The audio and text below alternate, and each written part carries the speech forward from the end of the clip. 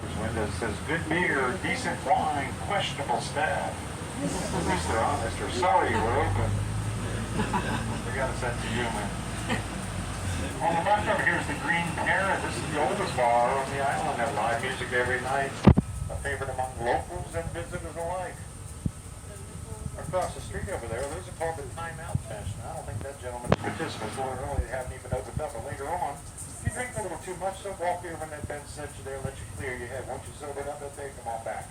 All's forgiven. Later on, you'll option will be participants in that program. There always are. And by the way, the Timeout Bench in Key West has its own Facebook page. You can watch it from home. Directly in front of me, if you go about 3 blocks straight, 3 blocks to the left is one of our Civil War forts. We have 3 of them here on the island. It is known as Fort Taylor, Fort Zachary Taylor. It used to be on its own island that the U.S. Navy filled in the area between with Coral Rock, and is now part of Key West proper. And the Green Parrot, you see the fancy metal work on the windows over here at the Green Parrot. That's not to keep you from getting in, that's to keep the drunks from calling down. They would. That's a notorious place. I was there not long ago, the old hippies were dancing. I swear 2 of them would have fallen out the window. We are entering one of our villages within the village of Key West. This is Bahama Village. We have a long history of the Bahamian people. They've been coming here for hundreds and hundreds of years to take advantage of the work we offer. Things like shipwrecking and shrimping, fishing, turtling. This building on the right, this is the Cornish Memorial AME Zion Church. It was founded by Mr. Sandy Cornish 160 years ago. Mr. Cornish was a slave in Maryland. Somehow or another, he bought his way to freedom. When he did, he immediately left Maryland, came here to Key West, became a successful and a wealthy businessman, and founded and funded that church that bears his name. Hey, here we're coming up to stop by. We are right in the center of Bahama Village, just decided to remind you so. Down here in the corner, that's Petronia Street. Down there on the right at the corner of Petronia and Thomas, one of my favorite restaurants. Blue Heaven. I'll talk more about it in just a minute. Anybody looking to get off at Bahama Village? Stop number 5. Do a quick head count here. 2, 4, 6, 8, 10, 12, 14, 16, 18, 20, 22.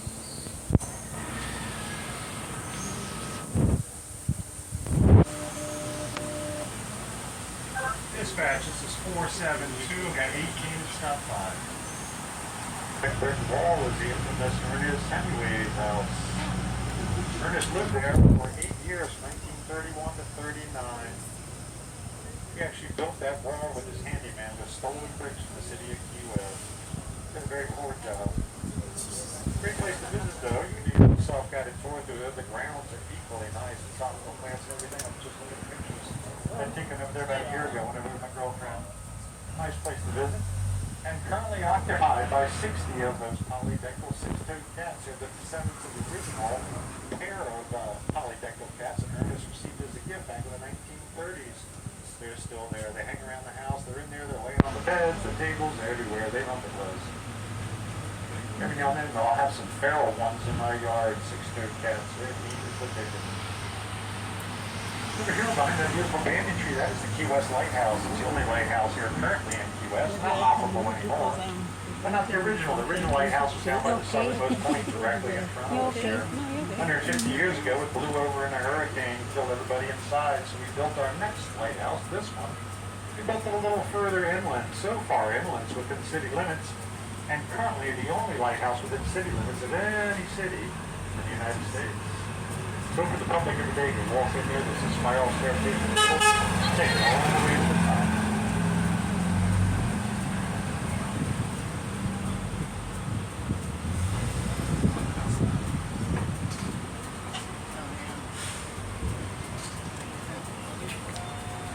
Now if we were going straight here, we'd be entering another village within the village of Key West, Gato Village.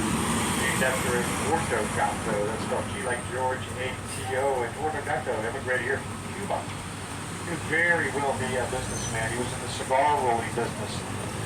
For a while in time, probably 180, 190 years ago, we were the cigar rolling capital of the world. We had over 160 cigar factories here, generally Cuban immigrants sitting there rolling Cuban tobacco into cigars all day long. We actually produced over 100 million cigars per year, supplied the entire world with the finest cigars in the world about 180, 190 years ago. The Great Fire of 1886 burned down a bunch of the factories.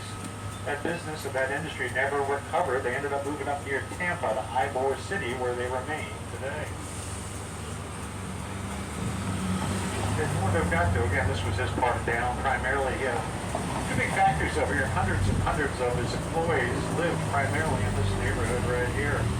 There were so many of his employees, he actually built them 500 houses to live in. 500 of these little shotgun houses. Here's 5 or 6 of them here. Generally, they would have a door on one side or the other, right or left, and a corresponding door on the back. They were so small that it was said if you left that door open and the door on the back, let the air ventilate through there. But if you walked up with a shotgun, stuck it in the front door, pulled the trigger, everything going out the back wouldn't hit anything inside. Hence the name Shotgun House. Crossing over the wall here. We'll venture back onto it several more times. This is Truman Avenue, named after former President Harry S. Truman, but was formerly known as Division Street. This street used to divide the wealthy folks from the working class. Remember, here's a museum dedicated to Tennessee Williams. Famous author against the play Sweethearting Desire. Up here on the left, this dark building on the corner here is a very interesting restaurant. I'm not going to say the name out loud, but you can read it off the building. It's also over the front door there. I don't know if it's an accurate name, but they seem to think so. Only opens up at 7 o'clock at night. Only serves desserts. All the desserts are very erotic things. When you enter, it's like entering a Bordello bottle. It's very dark. Crystal chandeliers, erotic pictures around the walls. The whole experience is a lot of fun, and the desserts are pretty good too. Check it out. Unfortunately, you folks over ship will be gone by the time it opens. Over here on the right was and is a Catholic church and a Catholic school. This building right here now is a Catholic school, but 150 years ago when the yellow fever epidemic rolled through this aisle, the nuns turned that into a hospital. That yellow fever epidemic wiped out 20% of the population here on the island, devastated the island. The nuns did a real good job nursing back to everybody to help if they possibly could. Right after that epidemic burnt out, swept over the island, a hurricane hit the island, killed 500 additional people. So again, the nuns stood up and did the best they could do. After that, they were completely exhausted, and they built this little prayer grotto over here. Decided they had to pray a whole lot harder than disasters like that never happened again. This church right here was in a James Bond movie called License to Kill. Worst James Bond movie ever. The whole premise was James Bond was going to Key West to attend a wedding. The movie opens up, it's got a shot of the front of that church there. There's about 100 people out there in their finest mind. The bride, the groom, everybody. Here comes a helicopter flying over. James Bond and some other knucklehead. A parachute out of the helicopter, land right in front of the doors. Started off bad, just got worse after that. I kept my thumb on the fast forward just to see the Key West parts. I located about a half dozen locations around town. Actually, they were at one point down in Mallory Square where we started out. There were 2 secret agents. People all walking around, crowded, walking behind them. Here goes a pump train right behind them in the movie. Hilarious. These next 3 blocks here, all these houses started out with those little shotgun houses. They've evolved over time. It's been about 180, 190 years ago. And a lot of them have had second stories added, additions. This one here looks like it was widened, very unusual, stone fronts. They all started out for the next 3 blocks, pretty much shotgun houses. This one over here sold recently, about 90 days ago, 1021. I'm not trying to be cruel or funny, but that house has zero appeal. I mean, there's nothing going for it. 700 square feet. It just sold for $700,000. Go up to Key West. You see why nobody can afford to live here. Not to help anyway. So for the next 2 blocks, the neighborhood here said we were a little too noisy, so we agreed to go quiet. I'll be back with you. But that midway up on the left is some very original looking shotgun houses, like 3 of them in a row. And I'll be back with you at the end of the street, 2 blocks. Still remodeled houses.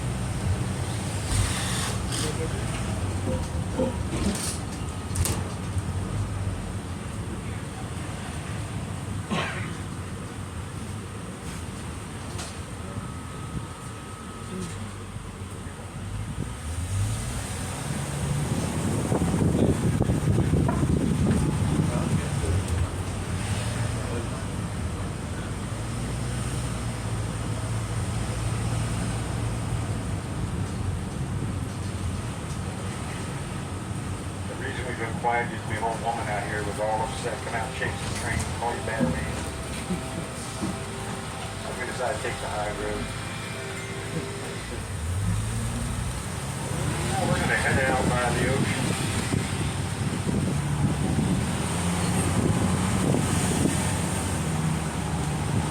A lot of these old neighborhoods here are 100, 150, 200 years old. There's a whole ton of them. You start being able to recognize them. I can usually pick them out pretty darn good.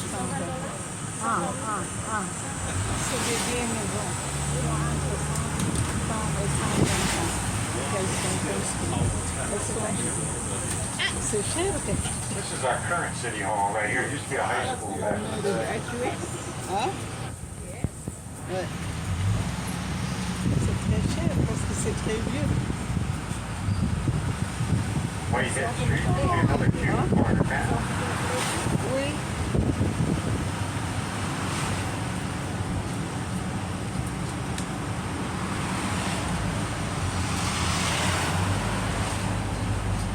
All little shops around here. Older restaurants. I love the old dive restaurants though.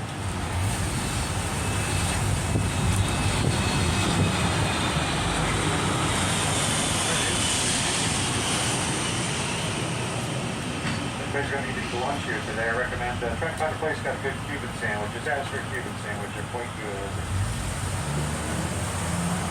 Good, strong Cuban coffee.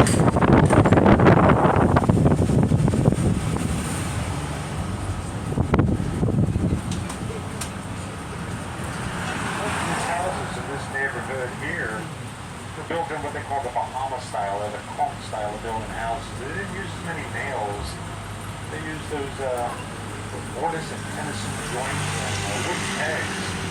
So when a hurricane or a storm hits these houses, the wooden houses, they actually flex just a little bit. So the house doesn't have to absorb all that wind and knock it down. Generally, they're raised up about a foot and a half, 2 feet also, so any water can pass underneath and generally